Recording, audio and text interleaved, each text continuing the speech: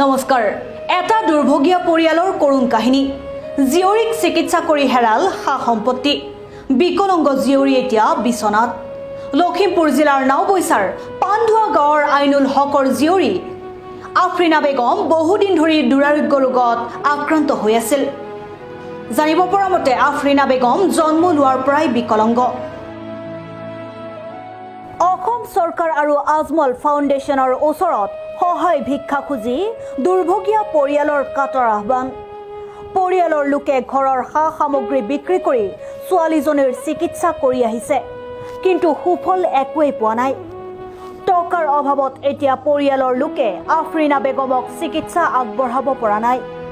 সংবাদ মাধ্যমৰ জৰিয়তে অসম চৰকাৰক আৰু আজমল ফাউণ্ডেশ্যনৰ বিষয়ববীয়াক আফৰিনা বেগমৰ চিকিৎসাৰ বাবে আজি সাহায্য বিচাৰি অনুৰোধ কৰে।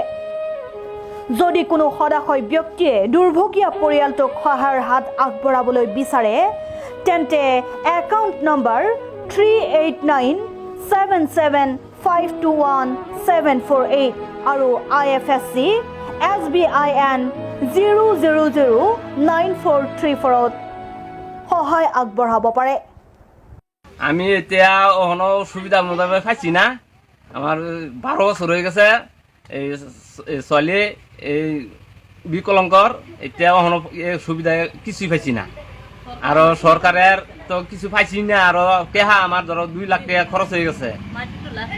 মাটি বেচা চিকিৎসা করছি হইছে না। আর বহু জায়গাত গেছি হইছে না। সরকারের একটা সুবিধা পাইলাম না। আর এটা অনুরোধ আর করা হইলাম না।